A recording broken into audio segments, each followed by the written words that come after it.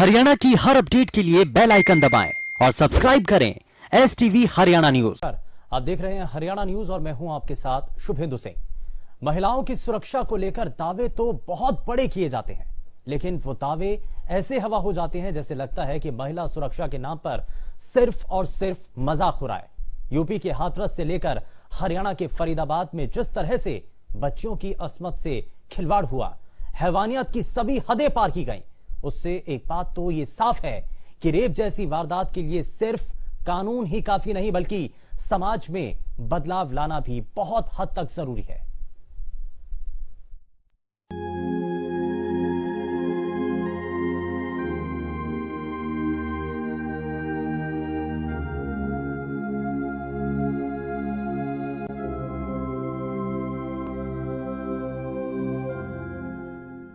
जो देर रात जली वो कौन थी तुम्हारी, जब तक तपिश तुम्हारे दरवाजे तक ना आ जाए तब तक यूं ही खामोश रहो तुम पहले की तरह।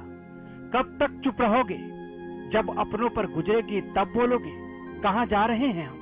देश में हर दिन एक निर्भया मर रही है। सरकार भले ही रेप को लेकर कानून कड़े कर रही है, लेकिन हैवानियत रुकने की बजाय बढ़ रही है। हाथरस की पीड़िता के साथ जिस तरह से दरिंदों ने दरिंदगी की, उसकी जीभ काट दी और रीढ़ की हड्डी तोड़ दी, उससे अंदाजा लगा सकते हैं कि किस तरह समाज के अंदर भेड़िए घूम रहे हैं। इसलिए अब वक्त आ गया है कि समाज में छुपे इन भेड़ियों को सबके सामने लाया जाए, ताकि फिर किसी मासूम की जिंदगी तबाह ना हो। हाथरस में पुलिस और प्रशासन की लापरवाही तो आपने देखा ही होगा। जरा डीएम साहब का वो अंदाज भी देख लीजिए, जो पीड़ित परिवार को बड़े प्यार से धमकी दे रहे हैं। आप अपनी विश्वसनीयता खत्म मत करिए। ये मीडिया वाले मैं आपको बता दूं, आज अभी आधे चले गए, कल सुबह तक आधे और निकल जाएंगे, 2-4 बचेंगे कल रात को, और हम ही आपके साथ खड़े हैं। ठीक है? अब आपकी इच्छा, आपको बार बार बयान बदलना नहीं बदलना है, अभी हम भी बदल जाए कि नहीं। हम हाथरस की आग अब हरियाणा पहुंच गई है। कैथल में हाथरस की युवती के साथ हुए गैंग रेप के विरोध में जवाहर पार्क से लघु सचिवालय तक प्रदर्शन मार्च निकाला गया। इस बीच जिंद बाईपास पर छोटू राम चौक पर प्रदर्शनकारियों और पुलिस की भिड़ंत हो गई। लोगों को समझाने पहुंची पुलिस पर प्रदर्शनकारियों ने पथराव शुरू कर दिया। मौके पर भारी पुलिस बल तैनात कर हालात पर काबू पाया गया। आज इन्होंने प्रोटेस्ट किया था और यहाँ चौधरी छोटू राम चौक पे ये लोग इकट्ठे हुए, इन्होंने रोड जाम किया और जब इनको रोकने की कोशिश की गई तो इन्होंने पुलिस पे पथराव किया है। अब स्थिति कंट्रोल में है, नियंत्रण में है और जो नियमानुसार कार्रवाई बनेगी वो होगी। सिर्फ कैथल ही नहीं बल्कि गुरुग्राम, कुरुक्षेत्र, बहादुरगढ़, गोहाना, हिसार, पानीपत, रादौर और रतिया समेत प्रदेश के कई इलाकों में हाथरस की बेटी को इंसाफ दिलाने के लिए लोग सड़कों पर उतरे और आरोपियों को सख्त से सख्त सजा देने की मांग की। उसको रातों रात वहां से उसकी डेड बॉडी ली, परिवार को कोई सूचना नहीं दी गई और रात को 2-2:30 बजे के करीब अंधेरे में उसका संस्कार कर दिया। आप क्या मांग करते हो, क्या हो रहा है? हम यो मांग करते हैं, पहली तो बात वो जो चैर दरिंदे हैं उनको फांसी की सजा मिले और जल्दी से जल्दी मिले। दूसरी बात, वो अधिकारी जिन्होंने आनंद फानन में रात के अंधेरे में सारी बातों को, चाहे कानून है चाहे एक सामाजिक रीति रिवाज है, उन सबको दरकिनार करते हुए, उनकी धज्जियां उड़ाते हुए रात के अंधेरे में 2:30 बजे का टाइम रात को संस्कार किया। परिवार को उसकी डेड बॉडी भी देखने नहीं दी। कुछ सामाजिक रीति रिवाज होते हैं एक मृत व्यक्ति के साथ, उनको वो भी नहीं करने दिए। उधर कांग्रेस भी इस मुद्दे को लेकर सड़कों पर उतर गई है। राहुल गांधी और प्रियंका गांधी हाथरस के लिए निकले, लेकिन जैसे ही ग्रेटर नोएडा एक्सप्रेसवे पर पहुंचे, यूपी पुलिस ने उन्हें हाथरस जाने से रोक दिया। इस दौरान जमकर धक्का मुक्की देखने को मिली। धक्का मुक्की के दौरान राहुल गांधी जमीन पर गिर गए, जिसके बाद उनकी सुरक्षा में लगे जवानों ने उठाया। बाद में उन्हें पुलिस ने हिरासत में लेकर दिल्ली के लिए रवाना कर दिया। मैं अकेला शांति से यहाँ खड़ा हूँ, मैं अकेला जाना चाहता हूँ। 144 कहता है पब्लिक असेंबली, मैं पब्लिक असेंबली नहीं करना चाहता हूं, मैं अकेला पैदल यहां से हाथरस जाना चाहता हूं। किस बेसिस पे आप मुझे गिरफ्तार कर रहे हैं ये मुझे बता दीजिए। हाथरस से लेकर हरियाणा तक बेटियों की इज्जत से खिलवाड़ की खबरें आ रही हैं। देश की राजधानी दिल्ली से सटे फरीदाबाद के पर्वतीय कॉलोनी इलाके में 8 साल की बच्ची को भी दरिंदों ने नहीं बख्शा। हालांकि मामले की जानकारी मिलते ही पुलिस एक्शन में आई और आरोपियों को दबोच लिया। सूचना मिलने पर और पूरा मामला सामने आने के आधे घंटे के अंदर अंदर ही पुलिस ने आरोपी को अरेस्ट कर लिया था, मौका से धर लिया था। पूछताछ में उसने कबूल लिया कि इस तरह की हरकत उसने की है। बच्ची 8 साल की, अपनी छोटी बहन जो लगभग 4 साल की है और एक उसका भाई है जो 2 साल के आसपास का है। तीनों भाई बहन कमरे में सो रहे थे रात को। पड़ोस में रहने वाला एक दूसरा लड़का कमरे में घुसा और उसने जो ये 8 साल की बच्ची थी इसके साथ बलात्कार किया। बच्ची रोने लगी तो दूसरी बहन जो इसकी है 4 साल की, वो उठ गई। उसने उठ के जाके बाहर वरांडा में इसके पेरेंट्स सो रहे थे, अपनी मदर को जगाया और बताया कि दीदी रो रही है। मदर ने जाके देखा तो उनको देखने से समझ में आया कि बच्ची के साथ गलत काम हुआ है। जब भी किसी के साथ हैवानियत होती है, नेता सड़कों पर उतरते हैं, बवाल होता है। कुछ दिन के बाद मामला शांत हो जाता है और फिर महिलाओं की सुरक्षा छूट जाती है कोसों दूर। इसलिए बेटियों पर सियासत नहीं, अब समाधान निकालने की बारी है। Bureau report, Haryana news. और बेटियां आखिर इस देश के अंदर कितनी सुरक्षित हैं, जरा उसको लेकर भी हम आपको ग्राफिक्स के जरिए कुछ आंकड़े दिखा रहे हैं। इस साल के पहले 9 महीनों में महिलाओं के खिलाफ कुल 4 बहुत हद तक ये आंकड़े बढ़े। नेशनल क्राइम रिकॉर्ड ब्यूरो के मुताबिक जिस तरीके से आंकड़े सामने लाए गए हैं वो बेहद चौंकाने वाले हैं। और अगर आप साल दर साल इन आंकड़ों पर अगर नजर डालेंगे तो आपको ये समझ में आएगा कि महिलाओं के प्रति अपराध किस तरीके से बढ़ रहा है, किस तरीके से लगातार महिलाओं के खिलाफ जो अपराध है उसके अंदर लगातार इजाफा हो रहा है। सरकार हालांकि चाहे कोई भी रही हो, वो इन आंकड़ों को लेकर के बयान बदलती रहती है। ये कहा जाता रहता है कि अब पहले के मुकाबले मामले ज्यादा दर्ज होने लगे हैं, यानी कि महिलाओं को इतनी ज्यादा आजादी मिल गई है कि उनके साथ अगर कुछ गलत होता है तो वो थानों में जाकर के अपनी शिकायत, अपनी रिपोर्ट दे सकती हैं। और इसीलिए ये आंकड़ों में आपको बढ़ोतरी नजर आ रही है। तो ये आंकड़ों को लेकर के बयानबाजी जो होती है उसको लेकर ये जरूर कहा जाता है, लेकिन असल मायने में आप ये देखिए कि आज भी कई ऐसी महिलाएं हैं जो कि थानों तक पहुंचती हैं, लेकिन उनकी जो शिकायतें हैं वो दर्ज तक नहीं हो पाती।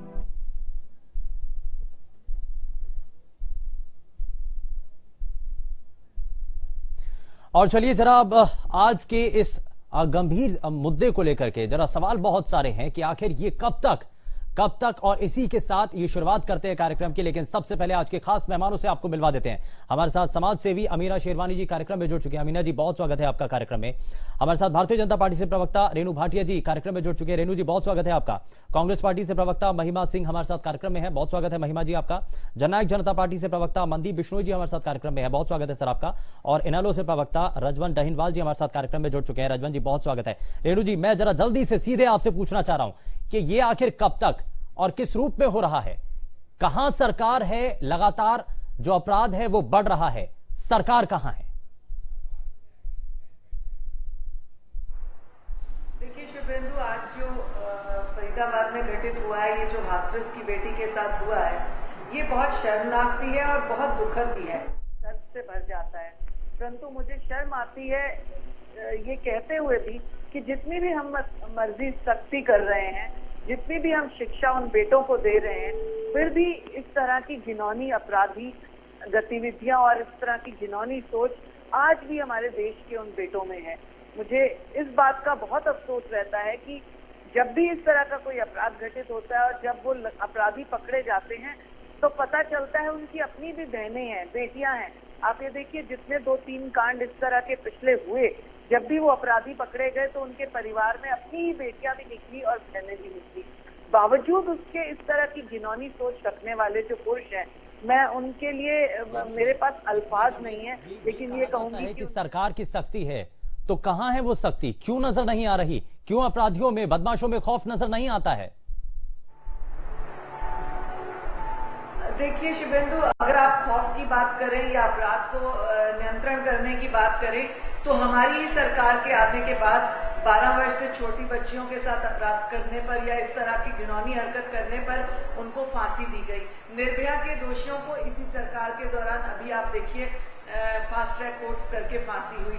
तो ऐसा नहीं है कि सरकार रेणु जी इंसाफ के लिए कितनी लंबी लड़ाई लड़ी वो सभी जानते हैं। किसी को बख्शना नहीं चाहिए। लंबे समय तक इंसाफ के लिए लड़ाई लड़ी जाती रही। ठीक है, लेकिन एक नया कानून और ये जो कानूनों के अंदर बदलाव लाया गया एक नजीर पेश करने के लिए था ताकि बदमाशों के हौसले कम हो सके।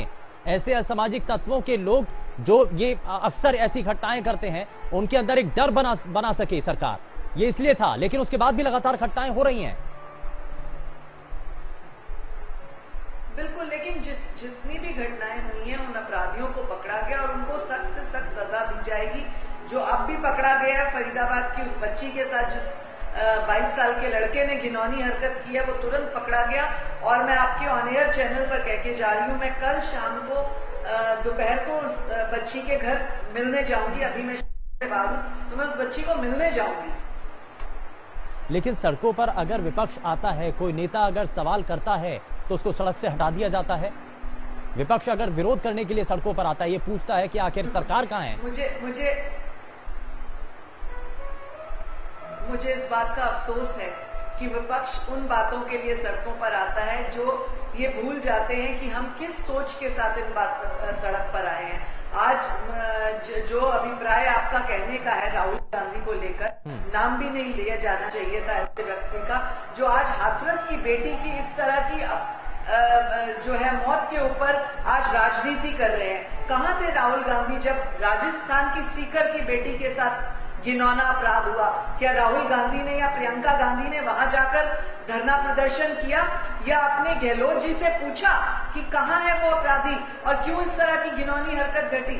अगर आप एनसीआरबी के आंकड़े देखेंगे तो राजस्थान में उत्तर प्रदेश से अधिक घिनौनी हरकतें हुई और उनका आंकड़ा ज्यादा है। लेकिन मैं इस चीज को राजनीतिक तौर पर या गिनती में नहीं गिनना चाहती, क्योंकि ये बेटियों की अस्मत से खिलवाड़ है। बेटियों की अस्मत को रौंदने का इन राक्षसों का घिनौना अपराध है और मैं चाहती हूँ कि वो किसी भी प्रदेश की बेटी के साथ अगर ऐसा हो, यही तो बात है ना रेणु जी, यही तो बात है कि अगर बात हाथरस की होती है तो आप 12 में चले जाते हैं। यही तो सवाल है। बात वो नहीं है कि हम कहां चले जाते हैं। बात ये है कि ऐसी घटना जहां पर भी हो, मैंने आपसे कहा किसी भी क्षेत्र में हो, किसी भी राज्य में हो, सरकार किसकी भी हो, परंतु उसके ऊपर राजनीति करना। आप ठीक है, आप राहुल गांधी ने अपना प्रदर्शन किया, बिल्कुल ठीक बात है। हमारे सीनियर नेता ने आज एक बयान में कहा कि जब राहुल गांधी बाहर से घूम कर आते हैं उनको अपना जो है प्रदर्शन करने का कोई ना कोई बहाना, कोई मौका चाहिए होता है। ठीक है, यानी कि आप ये कह रहे हैं कि ये सब कुछ राजनीति के तौर पर किया जा रहा है, ये इस सब के पीछे राजनीति है। ठीक है महिमा जी, क्या ये सब कुछ राजनीति के लिए किया जा रहा है या असल मायने में आप बेटी को इंसाफ देने के लिए सड़क पर उतरे थे? ऐसा है कि वीरेंद्र जी, कुछ आंकड़ों के साथ इस बात पर प्रकाश डालना चाहूंगी।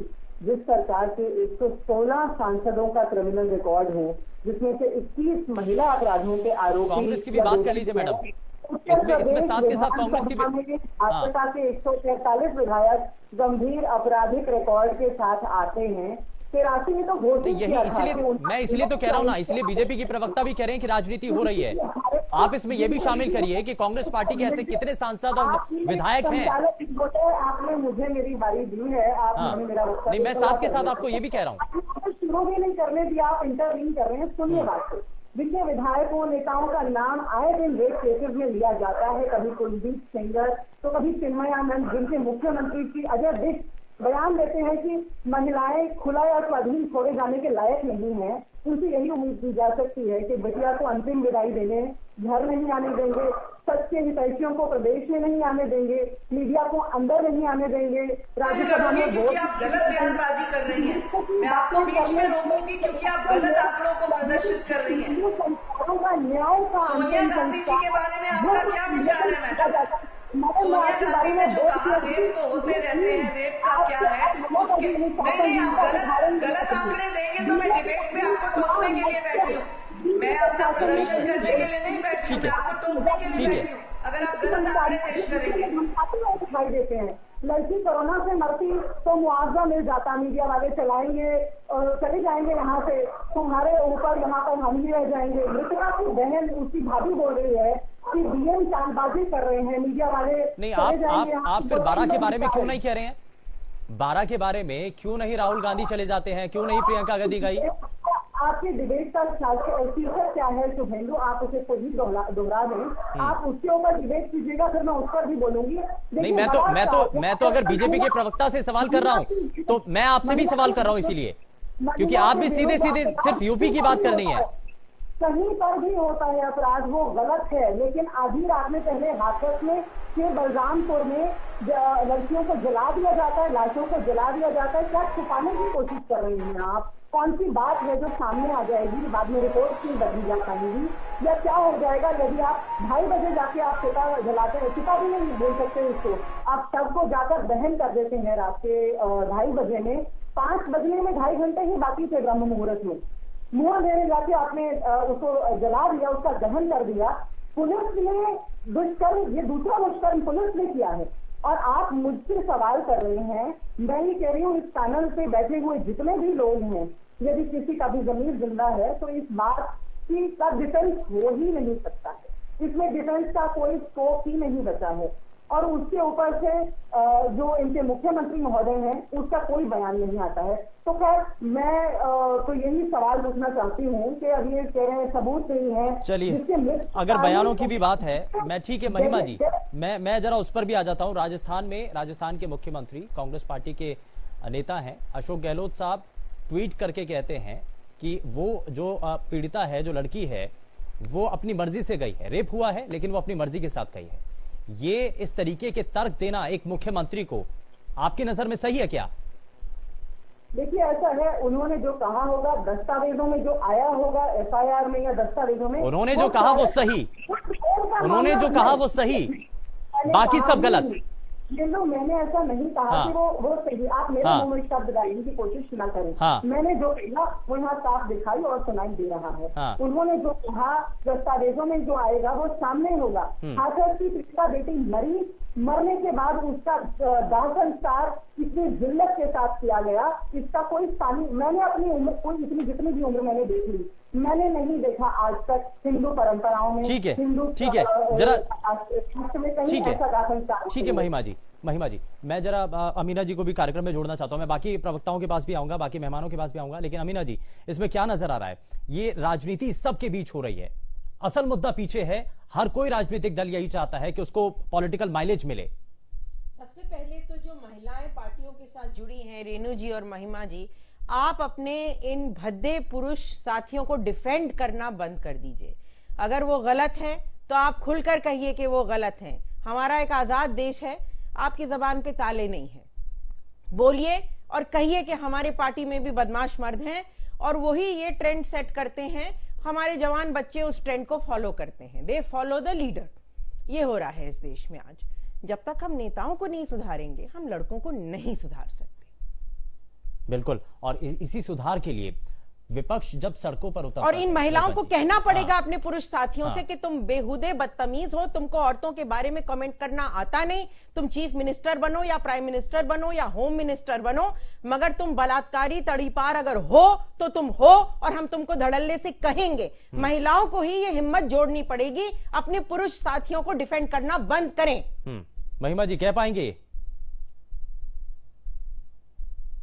बोलती बंद हो गई, लाइन कट गई, बस यही पॉलिटिक्स में महिलाओं का हाल है। एक मिनट, मैं आपका सवाल सुनेंदु जी, आपने क्या पूछा मुझसे जरा दोहरा दीजिएगा। लाइन बिल्कुल नहीं कटी, मैं हर बात की जिम्मेदारी। अमीना जी ये कह रही हैं कि महिलाएं हैं, आप अपने राजनीतिक दल के भीतर भी अगर कोई पुरुषकर्मी अगर गलत कर रहा है या कहीं भी ऐसी आवाज उठती है तो आप उसको कहिए ना, गलत को गलत कहिए। रेणु जी योगी को गलत कह सकती, क्यों नहीं महिमा जी गहलोत जी को गलत कह सकती? क्या प्रॉब्लम है उन दोनों को गलत कहने की? हम लोग क्या इन मर्दों का दिया खाते हैं? क्या आप लोग इन मर्दों का दिया खाती हैं जो आपने अपनी आवाज खो दी है वहां पर जाकर? रेणु और महिमा दोनों से मैं ये सवाल पूछ रही हूँ, how dare you defend the man of your party? Not at all. Then call them wrong. आप अभी कहिए कि गहलोत जी का स्टेटमेंट गलत है, योगी जी का रवैया गलत है, कहिए, नहीं तो आप इस्तीफा दीजिए, छोड़ दीजिए, महिलाओं की बात करना छोड़ दीजिए, कह दीजिए हम पुरुष के टट्टू पिट्ठू हैं, कह दीजिए हम पुरुषों के पिछलग्गू हैं, अपने पॉलिटिकल करियर के लिए कुछ भी करने को तैयार हैं, कहिए, या फिर लड़कियों के लिए लड़िए। मौका दीजिए, क्यों दें आप लोगों को बोलने का मौका? बोल के समाज। ठीक है, जरा रेणु जी, ठीक है रेणु जी। देखिए शुभेंदु, मुझे अफसोस है कि बहुत जरा जवाब ऐसा विषय है हाँ। जिसके ऊपर हम इस तरह की चर्चा करें, मुझे लगता है वो अच्छी बात नहीं होगी। किसको किस मर्द के खिलाफ क्या स्टेप उठाना है या किसको अपनी पार्टी के नेता के खिलाफ कैसी बात करना है, इसी चीज को आगे करने के लिए महिलाओं की टीम बनती है, महिलाओं के अधिकार बनते हैं। और मैं अमीना की दोस्त हूँ, हम लोग कई डिबेट साथ कर चुके हैं, मैं उनकी बात से सहमत हूँ कि हम ही महिलाओं को आगे होना पड़ेगा मर्दों की इस तरह की बेहूदगी को रोकने के लिए। वो मर्द कोई भी हो, चाहे मेरा भाई हो, बेटा हो, परिवार का हो, पार्टी का हो या इस देश का, इस शहर का, कहीं का भी हो, ये हम सबको मिलकर करना होगा। एक दूसरे के ऊपर पॉइंट आउट करके ये बात नहीं खत्म हो जाएगी कि तेरे प्राइम मिनिस्टर ने ऐसे किया या मेरे मुख्यमंत्री ने ऐसे किया। इसलिए हमें इन चीजों के लिए एक कॉमन प्लेटफॉर्म पर डिफेंडिंग स्टेप लेना होगा and we are doing that. And second step is कि अगर हमारे माननीय मुख्यमंत्री जी किसी चीज के खिलाफ सख्ती बरतते हैं तो हमें उस चीज पर भी गर्व है कि माननीय मुख्यमंत्री जी ने इन चीजों के खिलाफ सख्त से सख्त कार्रवाइयां उत्तर प्रदेश में करने का प्रयास किया है और अधिक से अधिक की है। इसीलिए आप लोगों सबसे पहले तो अपने खिलाफ क्लीन चिट दे दी, फिर माननीय मुख्यमंत्री ने चिन्मयानंद जी को अस्पताल में भेज दिया और उस बेचारी बच्ची को जेल में भेज दिया। तो अपने माननीय मंत्री की तो बात मत कीजिए, हमारे लिए वो बिल्कुल माननीय नहीं है और ना ही कांग्रेस के कोई हमें माननीय नजर आ रहे हैं।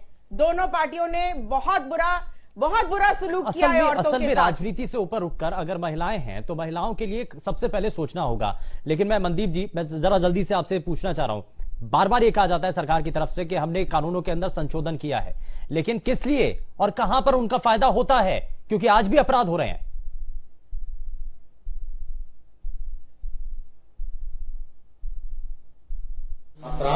अपराध करना अपराधी की उसमें दिमाग में होता है, उसकी ये है कि वो अपराध करेगा अपराधी, लेकिन कानून सही तरीके में अपराधी तक पहुंच करके अपराधी को उसके किए गए अपराध का अगर दंड प्रदान कर दिया जाता है तो मैं मानता हूं कि काम में लगे हुए हैं।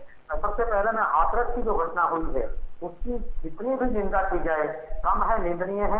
वो चाहे हाथरस में घटी हो, उत्तर प्रदेश में घटी हो, चाहे राजस्थान में घटी हो, चाहे देश के किसी भी हिस्से में घटी हो, जननायक जनता पार्टी की तरफ से मैं व्यक्तिगत अपनी तरफ से ये बात कह रहा हूं कि ये घटनाएं निंदनीय हैं। हमारी बेटियां, हमारी बहनें, मैं खुद बेटियों का बाप हूं, तो इस नाते से इसकी घटना की निंदा करता हूं और जल्द से जल्द ये सरकार से, चाहे वो राजस्थान की सरकार है, उत्तर प्रदेश की सरकार है, उन आरोपियों को जल्द से जल्द पकड़ के और उन्हें कानून के अनुसार सख्त से सख्त सजा, फांसी से कम तो किसी भी सूरत में नहीं होनी चाहिए। और अगर उस तरह की घटना हो जाए जिस प्रकार की हमने तेलंगाना के अंदर भी सुनी थी, अगर उस प्रकार की कर दी जाए तो मेरे ख्याल में ये मैं बिल्कुल आपसे सहमत नहीं हूं। जिन देशों में फांसी की सजा है उन देशों में क्राइम सबसे ऊंचा है। जिन देशों में फांसी की सजा नहीं है उन देशों में क्राइम के लेवल भी कम है। आप लोग समझते ही नहीं है मनोविज्ञान को कि कैसे क्राइम होता है और कैसे क्रिमिनल बनाए जाते हैं। हमारे सिस्टम में क्रिमिनल कोई पैदा होता नहीं है, हमारा पॉलिटिकल सिस्टम और पुलिस सिस्टम क्रिमिनल्स को पैदा करता है।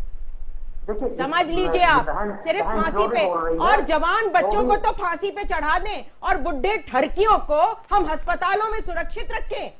चिन्मयानंद के जो बच्ची थी उसको आपने जेल में डाला हुआ है, चिन्मयानंद आराम फरमा रहे हैं अस्पतालों में। आई एम सॉरी, ये जो बड़े बड़े बुजुर्ग मर्द हैं जो बुढ़ापे में रंगरलियां मनाते हैं, इन लोगों को सजा मिलनी चाहिए। जवान बच्चों को करेक्शन में डालना चाहिए। ठीक है। और फांसी की सजा से आप लोग आप आंकड़े दीजिए। जिन मुल्कों में सजाए मौत है, जिन मुल्कों में फांसी की सजा है, वहां पर क्राइम के लेवल ऊंचे हैं। अगर लोगों को ये मालूम होता है कि स्टेट हमको जान से मार सकता है तो हमें लगता है हम एक दूसरे को भी जान से मार सकते हैं।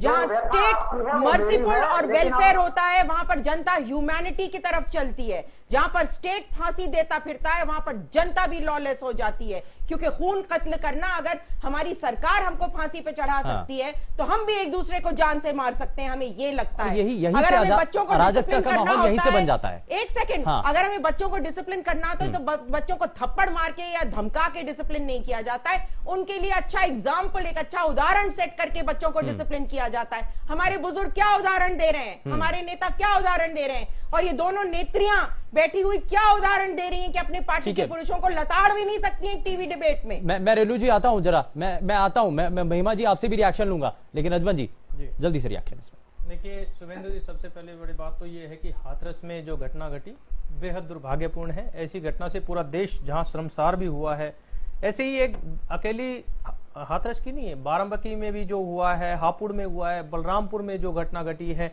इससे पहले मैं आपको एक चीज और बताना चाहूंगा कि हमारे दोंगड़ा अहीर में, नोएडा, ग्रेटर नोएडा में लड़की गुरुकुल में पढ़ती थी, उस लड़की के साथ वहां पे गुरुकुल में रेप होता है और वहां पे उसको पेरेंट्स को बुलाकर, गुरुकुल के लोग उसको पेरेंट्स को बुलाकर वहां पे उसका अंतिम संस्कार करा देते हैं, बिल्कुल इसी तरीके से जिस प्रकार रात के अंधेरे में यहाँ पे इसका अंतिम संस्कार हुआ है।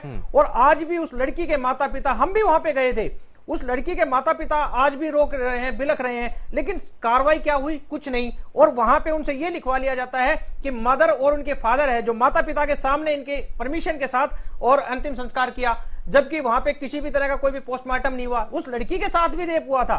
हम ये तो आंकड़े भी दे देंगे, ये जो निंदा प्रस्ताव भी पास कर देंगे, ये ट्वीट भी कर देंगे, लेकिन कहां तक इससे अगर रिजल्ट क्या निकला, क्या इन ग्राउंड जीरो पर वही चीज के लिए हम कर रहे हैं। इसके लिए सबसे बड़ी बात यह है कि कोई भी पार्टी है, चाहे मैं किसी दल से संबंधित हूं या कोई भी, ये हमारी और भी बहनें बैठी हैं, ये भी किसी न किसी दल से संबंधित है, जब तक हम अपने घर में, अपने घर का, अपने अड़ोस पड़ोस का माहौल नहीं सुधारेंगे, तब तक ये हालात ऐसे ही चलते रहेंगे, ये अत्याचार बढ़ते रहेंगे। अभी बड़े भाई मनदीप बिश्नोई ने कहा है कि हैदराबाद की घटना को दोहरा दिया जाए, मैं इसके बिल्कुल भी पक्ष में नहीं हूं, क्योंकि हैदराबाद की घटना को दोहराने से आज जिस प्रकार ये हाथरस की जो घटना घटी है, इस घटना के असली तह तक पहुंचा जाए, अगर उनको मार दिया जाता है, अगर उनका एनकाउंटर कर दिया जाता है, तो एनकाउंटर से वो लोग भी बचेंगे जो लोग क्या डीएम की हम अराजकता का माहौल बना देंगे। अराजकता, बिल्कुल, क्या डीएम की इतनी ताकत है कि वो बगैर ऊपरी अधिकारियों के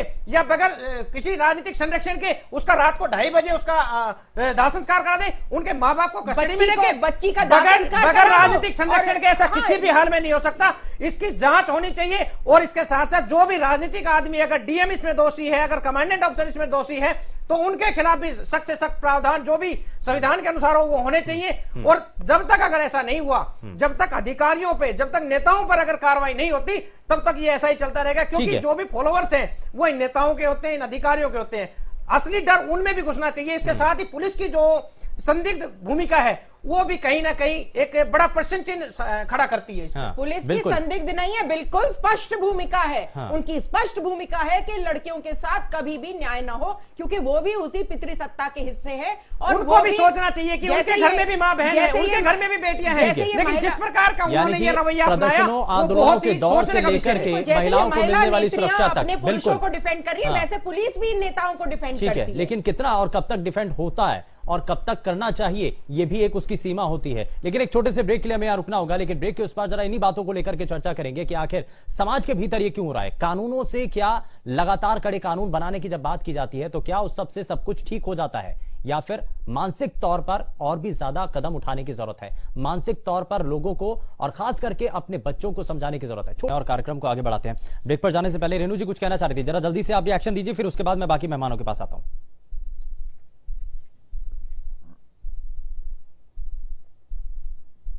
लगता है कुछ तकनीकी खामी है। महिमा जी कुछ कहना चाह रही हैं आप?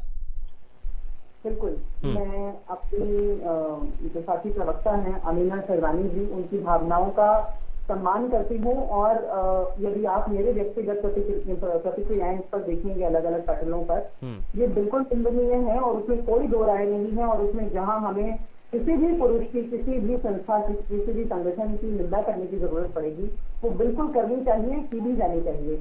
और मैं आपसे संज्ञान से ये बता दूं कि मैं एक वकील भी हूँ, सुप्रीम कोर्ट में प्रैक्टिस करती हूँ, और उस नाते से यहाँ पर इस बात को प्रकाशित कर देना चाहती हूँ कि भारत के अंदर जो कन्विक्शन रेट है रेप केसेस में, क्योंकि 12 की घटना का जिक्र यहाँ पर हुआ है, तो 12 की घटना का जिक्र करते हुए और क्योंकि उसमें 164 के बयान दर्ज हुए हैं, मजिस्ट्रेट के सामने 164 में बयान दर्ज होते हैं, उन बयानों में उन लड़कियों ने जाकर ये बोला है हमारे साथ जबरदस्ती नहीं हुई, और वो ट्रायल का मामला है।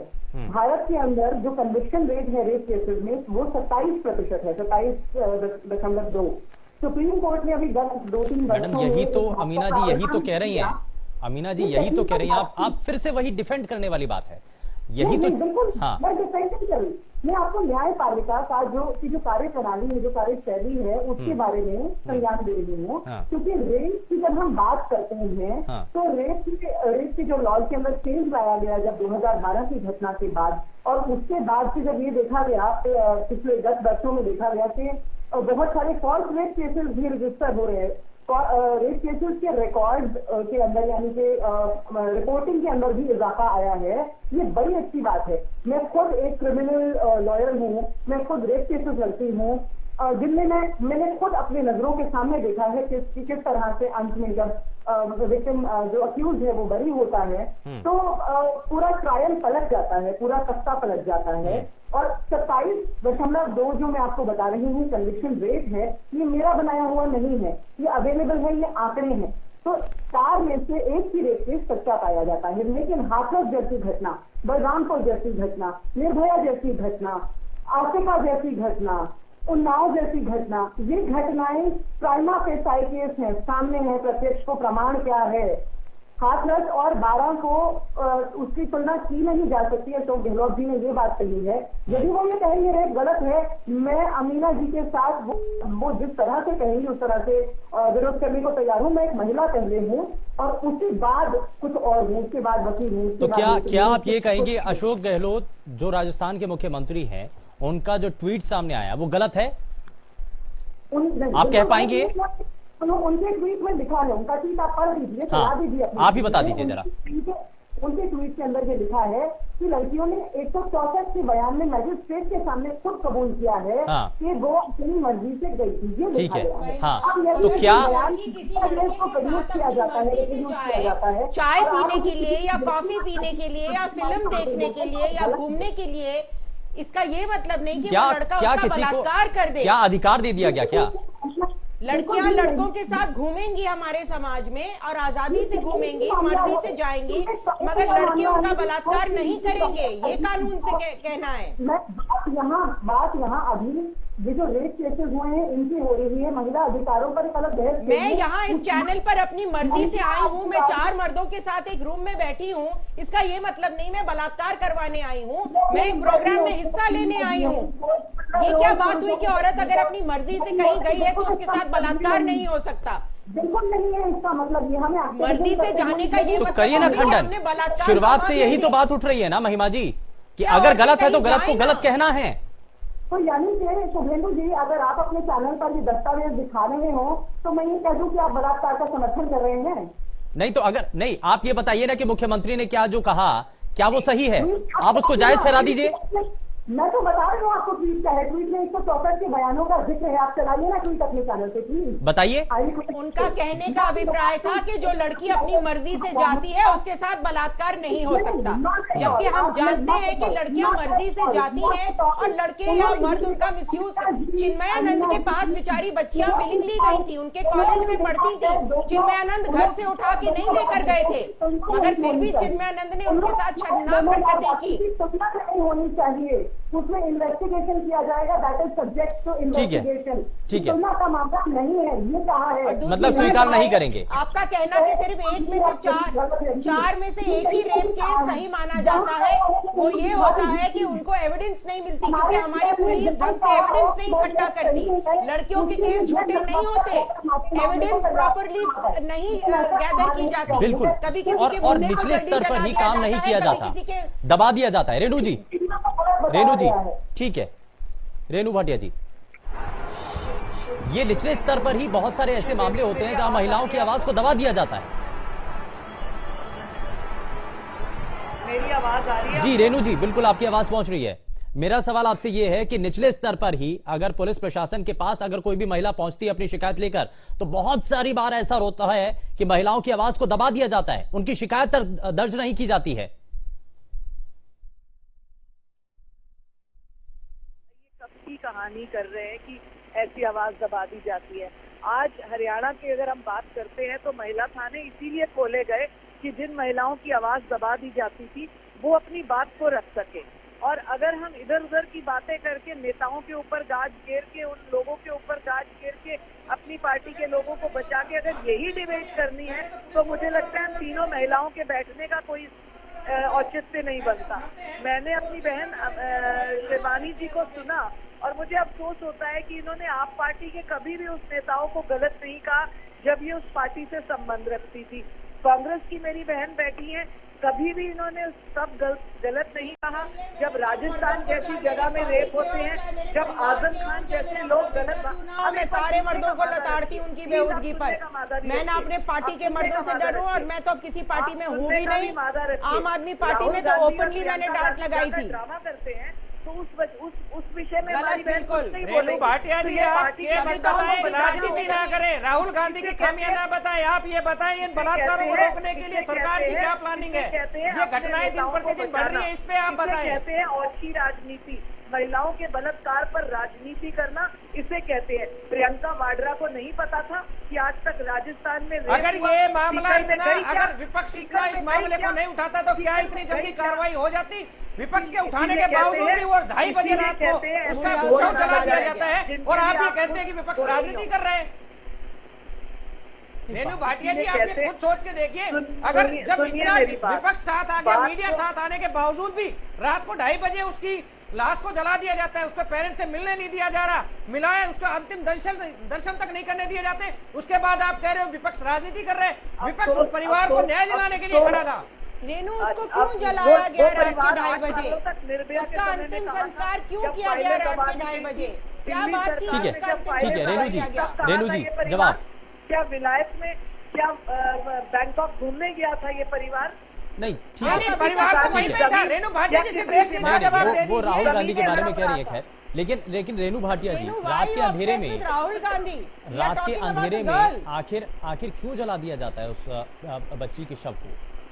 क्यों जला दिया जाता है? इस विषय के ऊपर योगी जी के राज में, इस विषय के ऊपर पुलिस अपनी पूरी सफाई दे रही है। में सरकार बच्ची के शव को 2:30 बजे हिंदू रीति रिवाज के खिलाफ जला दिया जाता है। जब इस तरह के मुद्दों को विपक्ष अपने आप को उजागर करने का मुद्दा बनाता है, शर्म तब आती है जब इस तरह के मुद्दों को दबाकर अपने अपने नेताओं को बचाया जाता है। अफसोस इस बात का है जब योगी जैसे व्यक्ति इन बातों को उजागर करते हैं।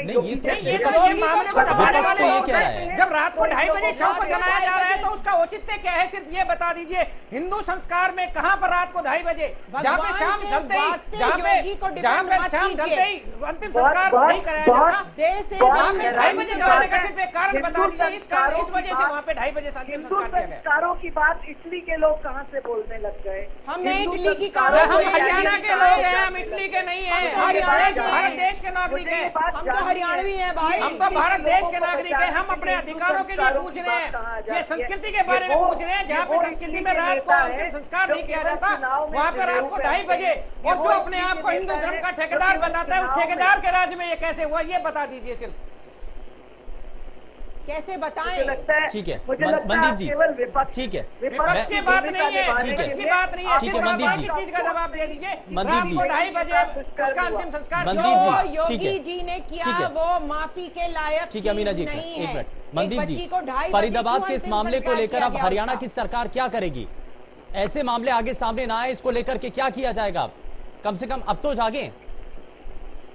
देखिए, फरीदाबाद के मामले में मैं आपसे जरूर बोलना चाहूंगी। मैं रेणु जी आपसे इससे मैं जी एक लाइन का आंसर है, उसके बाद ये दे सकते हैं। हाँ। फरीदाबाद के मामले में घर के अंदर बच्ची के साथ बलात्कार हुआ, पड़ोसी ने किया। हाँ। और वो व्यक्ति तुरंत प्रभाव से पकड़ा गया। और मैं आपके ऑन एयर चैनल पर कहने जा रही हूँ कि कल शाम को मैं उस बच्ची के परिवार में मिलने जाऊंगी। तो इसलिए आप सरकार पर दोष ना, हर बात पर हम सरकार को भी दोषी नहीं कर सकते। जहाँ पर अगर परिवार में मामा, चाचा, नाना रेप करते हैं वहाँ सरकार कहाँ दोषी होती है? जहाँ पर छोटी बच्चियों के साथ रेप होता है वहाँ पर सरकार कहाँ दोषी होती है? सरकार की जिम्मेदारी है कि ऐसे दोषियों को तुरंत प्रभाव से पकड़कर उनको सजा दे। और ये लड़का पकड़ा गया है, इसको फांसी की सजा होगी, क्योंकि 12 साल से छोटी बच्ची को फांसी की सजा हमारी ही सरकार ने सुनाई है। ठीक है, जरा अब इस पर भी आ जाते हैं मनदीप जी कि हम किसी भी शख्स के, क्योंकि कानूनी तौर पर अगर देखा जाए सरकार की जो कोशिश होती है, जैसा कि रेणु जी कह रहे हैं कि अगर घर के अंदर कोई भी घटना हो रही है तो उस बारे में तो नहीं पता चलेगा ना, तो इसके लिए तो मानसिक तौर पर हमें अपने परिवार के लोगों को, हमने अपने आसपास जो है उन चीजों को डेवलप करना पड़ेगा। तो ये करेगा कौन, मनदीप जी?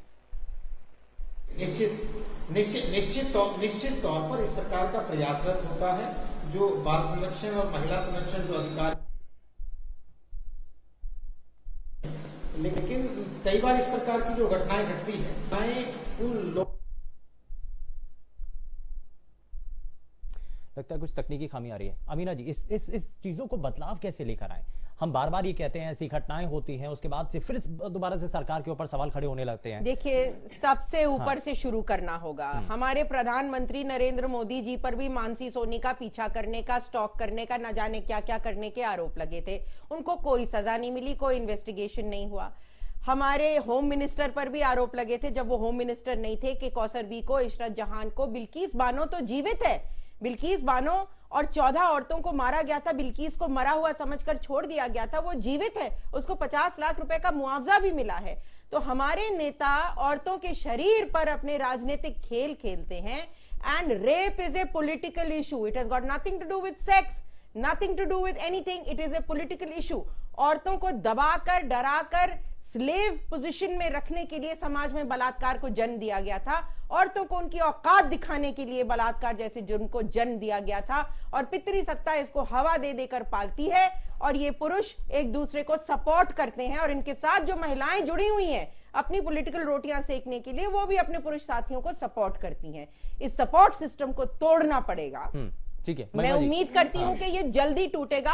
और बेटियां, तुम ही उठो, क्योंकि तुम्हारा कोई नहीं है। तुम ही को उठना पड़ेगा और कोई है नहीं तुम्हारा। महिमा जी, महिलाओं को ही सामने आना होगा, सबसे पहले राजनीति को पीछे छोड़ना होगा इसके लिए। ऐसा है शुभेंदु जी कि मैं राजनीति में तो खैर कार्यकर्ता के तौर पर काम कर रही हूँ, नेत्री भी नहीं बुलाती हूँ मैं खुद को, और बहुत लेटर स्टेजेस पे आई हूँ। और मुझे ऐसा लगता है हम महिलाएं होने के तौर पे एक दूसरे को जब गिराती हैं तो एक दूसरे को बलत्कृत करना हम वहीं शुरू कर देती हैं। नेताओं के साथ खड़े होने के लिए, रोटियां सेकने के लिए ऐसी डेरोगेटरी बातें हमें एक दूसरे के बारे में कहना शोभा नहीं देता। ये व्यक्तिगत टिप्पणियां हैं और ये किसी भी एक्टिविस्ट को, आप में से किसी ने अपने पुरुष नेताओं के बारे में एक शब्द भी नहीं कहा। आप सब उनको डिफेंड कर रही हैं, तो फिर आप बिल्कुल उनकी मिनियंस हैं। आप औरतों की श्रेणी में नहीं गिनी जा सकती। आप बिक चुकी हैं पितरी सत्ता के हाथों। अमीना जी, एक मिनट, जरा आप अपनी पॉलिटिकल रोटियां सेकने के लिए महिमा जी बताइए। ठीक है, मैं अपनी लिखी हुई जो ये सारी बात सुन के और जो महसूस करके मेरे अंदर से जो उबाल निकल रहा है, खैर मुझे उसकी सफाई किसी को देने की जरूरत नहीं है। मैं किसी को इतना काबिल नहीं समझती हूँ मुझसे मेरे व्यक्तिगत विचारों की सफाई मांगे और उसको साबित करें। ये चैनल जनता की आवाज है, यहाँ जनता आपसे पूछ रही है। अगर आप जनता को भी जवाब नहीं देना चाहती तो फिर आप नेता मत बनिए। नहीं, ठीक है, आप नेता मत बनिए। जनता की आवाज को आप अगर अपने आप को इतना ऊंचा समझती हैं कि आपकी जवाब, आप नरेंद्र मोदी जैसी आप जवाब नहीं देना चाहती, आप प्रेस कॉन्फ्रेंस नहीं करना चाहती, तो फिर आप पब्लिक लाइफ से हट जाइए। महिमा जी, ठीक है, हम बोल नहीं सकते, लड़ नहीं सकते सच के लिए, देख नहीं सकते जल्दी न्याय की पिता को, साथ तो हो ही सकते हैं ना, नहीं तो फिर इंतजार करते हैं अपनी बारी का, चलो डूब मरते हैं। ये उन लोगों के लिए है जो चुपचाप बैठे हुए हैं और ये मेरे दिल से निकली हुई आवाज है, मेरी व्यक्तिगत आवाज है। ये हर पार्टी से, ये हर राजनीतिक मुद्दे से ऊपर है, आज और हमेशा रहेगी। मुझे इसकी सफाई देने की ठीक है, और यहीं से ये शुरुआत होनी चाहिए कि राजनीतिक मुद्दों से ऊपर उठकर के बात होनी चाहिए। रजवंत जी, बिल्कुल। देखिए, अभी रेणु भाटिया जी कह रही थी कि मैं फरीदाबाद जाऊंगी। मैं भाटिया जी से एक चीज और भी पूछना चाह रहा हूं कि यहाँ पे भी हुआ है। ग्रेटर नोएडा का जो मामला था, जो दोंगड़ा हीर का था, वो भी मामला बहुत गंभीर है। 14 साल की बच्ची के साथ वहां पे बलात्कार हुआ था। एक बार वहां पर भी जाके देखिए। एक अमादलपुर में भी एक रेप हुआ था, वहां पर भी जाके देखिए। दूसरी चीज मैं आपको एक और बताना चाहूंगा, एक बार महिला थानाओं की जो आप कह रहे हो कि अपनी पीठ थपथपा रहे हो कि महिला थाना होने से वहां पे सुधार हुआ है, एक बार उस महिला थानों के जाकर उनकी भी रिपोर्ट देखिए, क्योंकि वहां पर इतनी वहां पे गट्ठर लगा हुआ है एप्लीकेशन का, उन पे कार्रवाई नहीं होती। अगर किसी न किसी दबाव में मुकदमा दर्ज कर दिया जाता है तो मुलजिम को गिरफ्तार नहीं किया जाता, और अगर गिरफ्तार भी हो जाता है तो उनके ऊपर इतना प्रेशर क्रिएट किया जाता है कि मजबूरी में उनको वो मुकदमा वापस लेना पड़ता है, उनको हॉस्टाइल होना पड़ता है। जरा जल्दी से जवाब दीजिए। समझ सकती हूँ कि जब महिलाओं के साथ अपराध होता है तो राजनीतिक रोटियां कैसे दिखती हैं, परंतु मैं यहीं पर इस बात को खत्म करके सिर्फ इतना कहूंगी कि जो सरकार ने नियम और कानून कायदे बनाए हैं उनका सहयोग करने का प्रयास करें, ताकि मुजरिम कोई भी हो, किसी भी पार्टी के समय में अपराध हुआ हो, हम सब उस मुजरिम को पकड़ने का प्रयास करें, न कि एक दूसरे को नीचे गिराने का। सरकार किसी की भी हो, ऐसा महिलाओं के साथ घिनौना अपराध होने पर सब एक साथ खड़े हो, न कि उस समय अपने आप को हाईलाइट करने के मौके ढूंढे। मैं इसीलिए डिबेट को, अपनी वाणी को इसी बात से विराम दूंगी कि बेटियों की असमत से खेलते हुए जो लोग सामने नजर आते हैं उनका गला मिलकर दबाने का प्रयास करने की चेष्टा करें, न कि एक दूसरे को बचाकर अपनी सरकार को या अपने नेता को। उन मर्दों को तो आप सब लोग माननीय कहते हैं जो बलात्कारी हैं और बलात्कार का कल्चर फैला रहे हैं। मुख्यमंत्री माननीय ही नहीं होते, जब वो एक पुरुष की वेशभूषा में आ जाते हैं। आप सभी का कार्यक्रम में शामिल होने के लिए, लेकिन यहाँ पर बात यही है कि आखिर कब तक और इंसाफ उस बेटी को कब तक मिल पाएगा, क्योंकि बहुत सारे सवाल है, सरकार के ऊपर बड़ा दबाव भी बना हुआ है, लेकिन ऐसे में क्या कदम उठाया जाता है देखना बेहद खास है। फिलहाल के लिए बस उतना ही। नमस्कार।